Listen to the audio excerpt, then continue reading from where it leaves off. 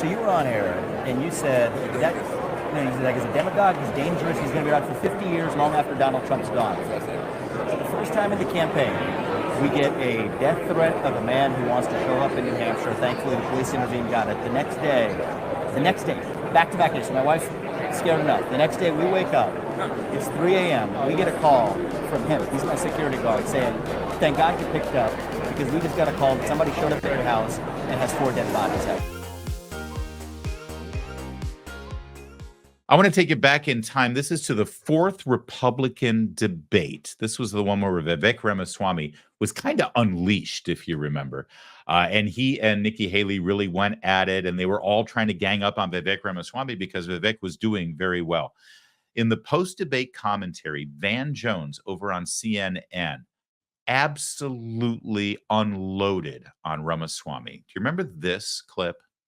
And the smug, condescending way that he just spews this poison out is very, very dangerous, because he won't stop Trump, but he's going to outlive Trump by about 50 years. And you're watching the rise of an American demagogue that is a very, very despicable person. Yeah. And I was shaking listening to him talk, because a lot of people don't know that is one step away from Nazi propaganda coming out of his mouth. Wow. Now, listen, we've become used to this, I suppose, because, I mean, they describe Donald Trump that way as they're rolling out of bed in the morning. And, you know, Donald Trump deals with it. He's dealt with it. We've seen him take all of those bullets, well, literally recently. But Vivek Ramaswamy, this is a new thing for him. He's new to politics, never run before. And that moment, that left an impression on him. Fast forward to Friday, when our pal Benny Johnson, if you guys don't watch Benny's show, you should. He's great. We love Benny. I've known Benny for, 14 years now. Back when he started out with Accuracy in Media here in Washington, D.C., and I was at Breitbart. Love Benny. And Benny, who has done a lot of great projects with Vivek Ramaswamy over the past year, he was with Vivek, and they were at, I think was this at the DNC, Kevin? I think it was, where they ran into was it? Do you know where it was? I think it was at the DNC. Yeah, and they ran into Van Jones. And I want you to see what Ramaswamy did there, what Vivek did when he saw Van Jones, because that moment, what we just watched together, it's been staying with him. And I want you to see how Vivek handled it.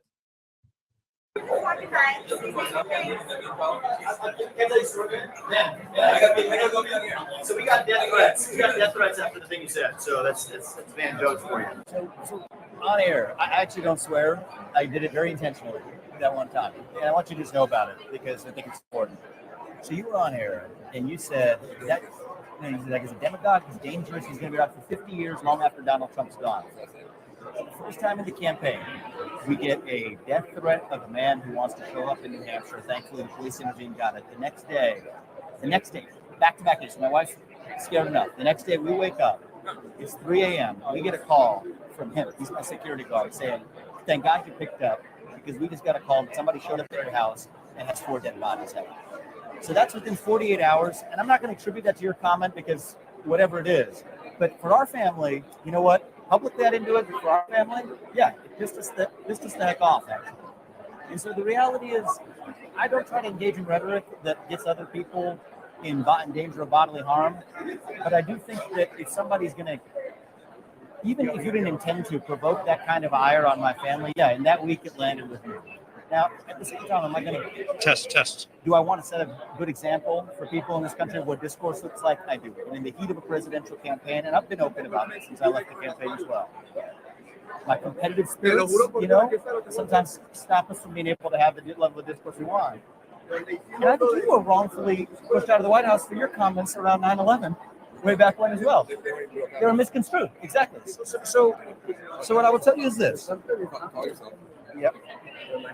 So I just wanted you to know that background. All right, so we're going to jump in here. There's still about a minute left here, and now Van Jones is handing him his phone so they can trade numbers and they can text each other. This is what Washington does and how Washington happens. Good for Van Jones to stand there and listen, but I love this so much because these people sit there.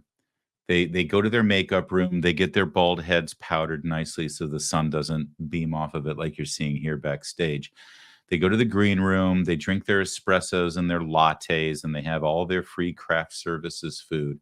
and then they sit in their air-conditioned studios and they deliver what's called political commentary and analysis, but it's really character destruction, character assassination. They try to ruin people's lives with it's to score political points. Let me remind you again, we'll go back to how this resolves here, but they think that they're in this, like they're in an alternate universe, and they can say things about these individuals with impunity, but they're human beings, they're husbands, they're wives, they're fathers. And there are ramifications to the words you use and the language you use. And if you notice something, I do this for a living. Yes, listen, I'm a conservative Republican. You know my perspective on things. I let you know that ahead of time. So, yes, I've got a skewed view on these things, but I'm telling you from my perspective, watching Republican analysts versus Democrat analysts, and there's bad ones on both sides, but for the most part, Republicans attack ideas and policies and positions, and Democrats and liberals attack people. And not just the candidates, in this case, Vivek Ramaswamy, but they attack the voters too. They go after the people who support them. You hear it all the time, basket of deplorables, MAGA fascist Republicans. They go after you for how you think and how you believe, and instead of trying to win you over, they demonize you. And let me remind you quickly, what got Vivek Ramaswamy so upset? What Van Jones said. This is under the guise of debate analysis at CNN. And the smug, condescending way that he just spews this poison out is very, very dangerous, because he won't stop Trump, but he's going to outlive Trump by about 50 years. In other words, this smug, venomous poison is going to be 50 years worse than Donald Trump. But think about the unhinged lunatics that are listening to this who really do believe that Donald Trump needs to be stopped. They're out there. We saw it 6 weeks ago with a bullet whizzing through Donald Trump's ear. All right. And now he's saying, oh, Vivek's worse. This vile poison, this venom is going to be with us for 50 years. He's a demagogue. And at no point do they actually have to pause and recognize how these personal character assassinations actually have an effect on people. And you're watching the rise of an American demagogue that is a very, very despicable person. Yeah. And I was Again, his ideas are despicable. What he wants to do with the power of the federal government, what he wants to do with tax cuts, what he wants to do with education spending is despicable. No. This is a despicable person. The dehumanizing of your political opponent because you disagree with their position. It's not good enough to say our ideas are better and we can win and you should vote for us because our ideas are the superior ones. No, it's not even good enough to say their ideas suck. Their ideas are bad. Their ideas are destructive. Their ideas will hurt our economy, hurt our national security, hurt our body politic. No, it's not about ideas. It's not about policies. This man is despicable. This person is a demagogue. This person is dangerous. This person must be stopped. This is where we are right now. This is the world they've created. I was shaking listening to him talk, because a lot of people don't know that is one step away from Nazi propaganda coming out of his mouth. One step away from Nazi propaganda. I bet you if you asked Van Jones right now, hey, what is it that Vivek said that you thought was one step away from Nazi propaganda? I bet he couldn't tell you. All right, I want to watch you finish this, because here's Vivek Ramaswamy actually going up to him, confronting him and saying, this is what you did to me. This was the reaction. And I think Vivek's being very nice to him by letting him off the hook, saying, now, I'm not saying this is a direct result. I'm saying it's a direct result. These people have power. They have influence. That's why they're paid to go up there and give their opinions. Trust me, if CNN didn't think that Van Jones had any influence and made an impact, he wouldn't have a job.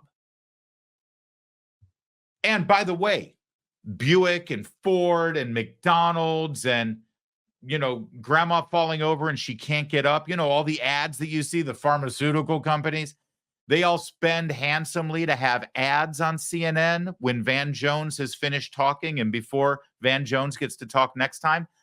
They're spending that money on CNN because they know the influence and impact television has.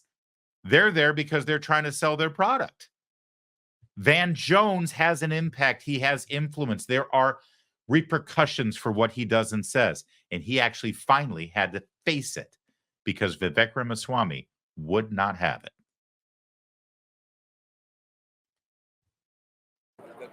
That's my personal song. Don't give it to anybody else. I will call you in a couple of days and I'll apologize to you. Okay, well, we don't need to do any of this on air. I'll call you right back.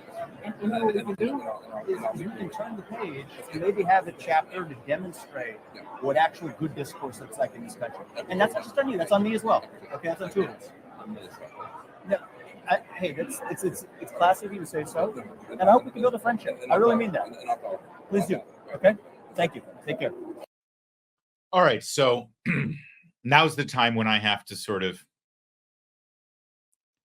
I want to take a breath because it would be really easy for me to say, no, he's a piece of crap. And he's not going to do that. And he's saying that because he's uncomfortable and he wants to get out of the conversation. And he's going to be right back there on CNN doing what he's going to do because that's his moneymaker. But I'm going to stop and I'm going to try to have some hope. And I'm going to try to look at or listen to my better angels and think, you know what? Maybe this is what it took. Maybe this is all it took for Van Jones to finally be confronted by a good and decent person who he just called vile, despicable things to months ago. Maybe all it took was for him to look into Vivek Ramaswamy's eyes, hear the ramifications and the results of his behavior in his language, for it to actually make a change and make a switch. There was something about the way he leaned in and said, you know what, I'm going to try. I'm going to start doing it differently. Maybe that was it. Maybe. We'll be watching. But I can tell you this, with that one move right there, if this does make the difference, and good job, Benny Johnson, keeping the camera on him and being able to pick up that audio, because that's a monumental moment. And by the way, he can't deny it now, Van Jones. And now he's on record, whether he meant to be on record or not. If Vivek Ramaswamy confronting Van Jones in that fashion can make a difference in the political discourse that we see on cable news right now, and we can actually move away from the personal destruction into a healthy conversation about where we stand and what policies are going to be best for our country, that would be remarkable. It takes two to tango, though. And considering the fact that the Democrats just threw a 4-day multi-million dollar party in Chicago without ever talking about any policies once, well, whatever glimmer of hope I might have from that moment is, well, it's there, but it's fading.